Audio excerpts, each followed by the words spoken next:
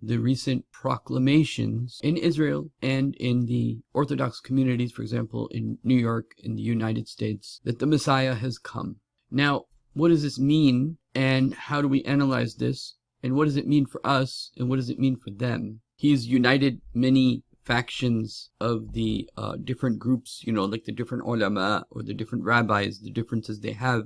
About 11% of the Israeli community follows him. Now let's continue, inshallah, from here. So this young man that's talking to this old man. So you can see the type of crowd he has with him. He's obviously very charismatic for the people that are around him. We'll come to the miracles that he's performed. He's apparently performed 5 miracles. So a quick overview on this guy is that he grew up as a Jewish person, obviously, but became extremely proficient in the Torah and the Talmud and all these different Jewish texts, which in itself is a supernatural sign and wonder, really, because it's said by the age of 15 that he was already proficient in the Talmud, which is like hundreds of books. So for like any human being to ever be proficient in that is shocking. They say that this guy's level of understanding in the Torah and the Talmud is only seen in like rarely in throughout generations. So that's what gives him the title the Yanuka, somebody who is just proficient, profoundly proficient in the Torah and the Talmud and all the Jewish laws and texts and beliefs that they have. And through his understanding, he's gaining a lot of prominence in Israel. Many of the high-level Jewish rabbis and Jewish people are just in awe and going to him for their wisdom and knowledge. This just reminds me of his understanding of the Torah, and all this just reminds me of the reference of Jesus in the Bible and how there was multiple times when Jesus would be teaching and these people were saying, how does this guy know these things? He isn't even like a scholar. Just an interesting characteristic there. An interesting quote on this YouTube channel about him, the Yanuka Rav Shlomo Yehuda. I believe it's ran by just somebody else who's just in awe of this guy, has a quote from a Jewish person in the video talking about him, and this is just the mindset that they're viewing him as. It says, he is a unique and special soul that has descended into the world to illuminate the world. Extremely interesting wordage. There's another very... Remember this word, descended down. Okay? Descended down. Remember this word. Shocking quote here from the person who made this video about him. Then I'll get into the miracles that he's actually performed.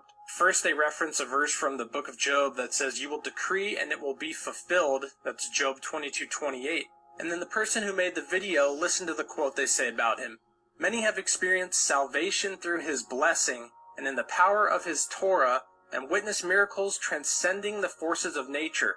Now that's like so much sounds like he's talking about God, but that's actually what he's referencing to this Yanuka. So now I'll get into these miracles that he's performed, but first I need to point out something that needs to be referenced, that all of these miracles, and I'll leave the videos in the description where you can see what these people's wordage of the miracles are, word for word from their own mouth. Every single one of these people who talk about the miracle that happened to them, not a single one mentioned God. I believe in miracles and I believe God heals and does things, but every single person who I know who has been healed or touched by God always references Jesus or God, or this person prayed for me and God healed me and God touched me. Not a single person in these videos says that. All the glory is going to this Yanuka. So this first one is a video that says, in one moment I was walking again, an incredible miracle with the Yanuka. This guy was sick. He was in a wheelchair. He was getting these transfusions. It was making him extremely sick. And the Yanuka, he went to him. The guy came down the stairs and came to him, and then now here he is, completely fine, not having to go to the doctor or anything else anymore. And the miracles that are attributed to the Yanuka is one guy met with the Yanuka. The Yanuka said that he would meet his soulmate that day, and that very day he met the person who he married.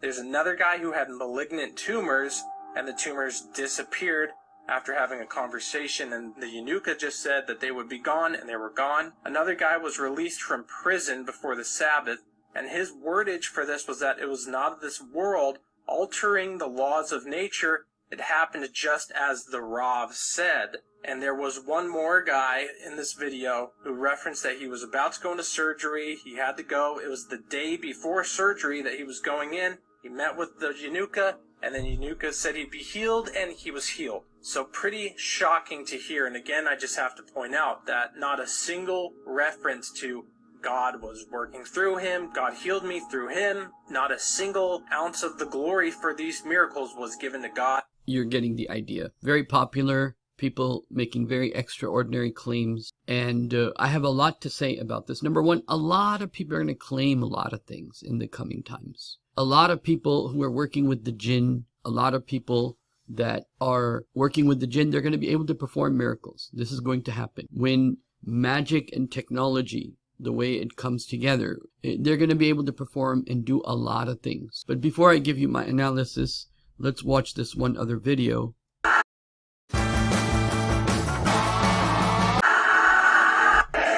Look at the world that has come for this young man who's considered the Messiah now in Israel. So what's the lesson for us? Number one, the main lesson here is it's not important if he's Dajjal or not.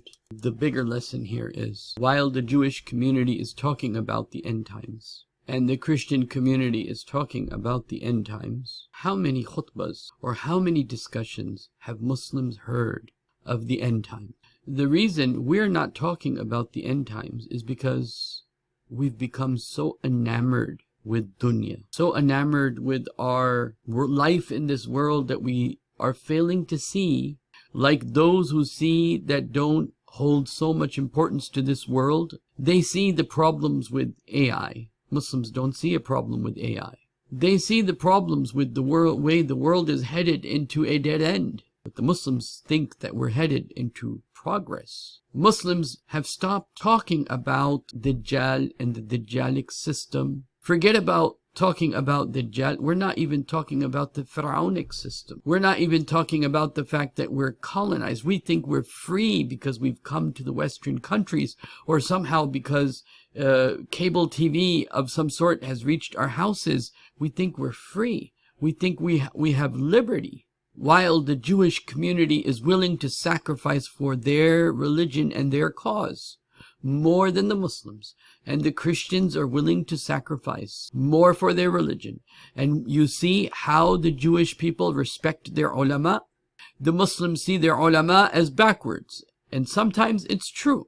Why am I saying this? I'm saying this, look at how rabbi that they consider their Messiah, that they consider their salvation, how they're respecting him. These people are willing to sacrifice and accept. They accept the Christians or the Jews. Some of them accept that we're in the end of times. But yet Muslims don't want to talk about end of times. They want this dunya to extend and extend and extend and continue.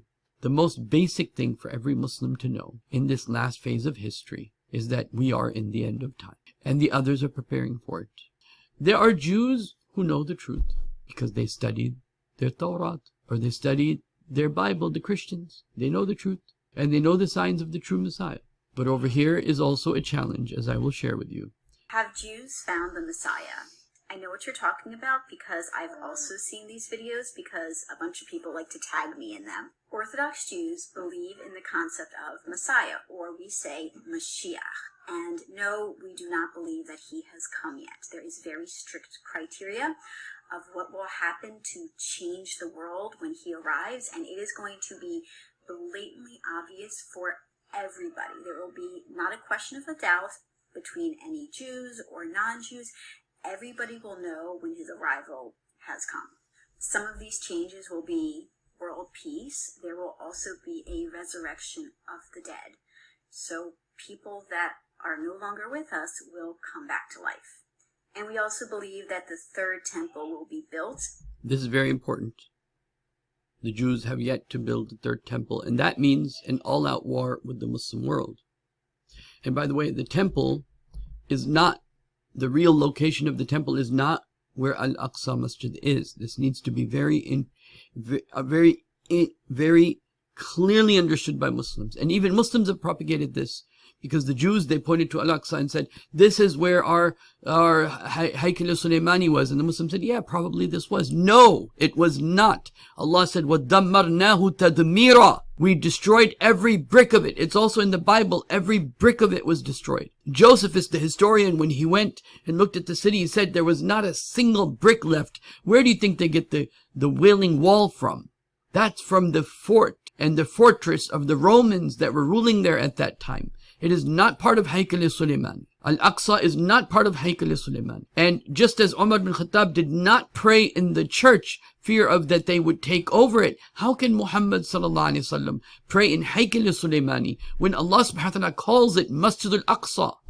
That this would become a masjid. It was a prophecy that this place would be a place where Muslims will pray, and Muslims will not pray like thieves over someone else's land. Just because a few magician rabbis said, oh, that is where the temple is.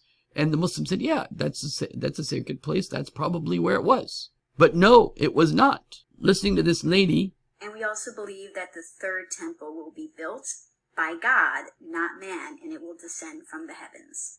The one who has written your rizq in this sky, the one who brings down the rain, the one who gives you rizq, we need to turn to him and pray to him and come to the realization that me and you live in a world where we can die in a split second from a nuclear explosion. And one of the reasons people want the Messiah so bad, whether they be Christian, Muslims, Jews, or others, people want salvation so bad because they know that we messed up in the world. We've ruined everything. This is not sustainable what we have. The way the world is going with its level of depression and divorce rates and suicide rates and rape rates and all other types of rates, that while we have more technology and everything is faster, we've actually become less and less human beings. And we're dying at a collective level for someone to come and save us.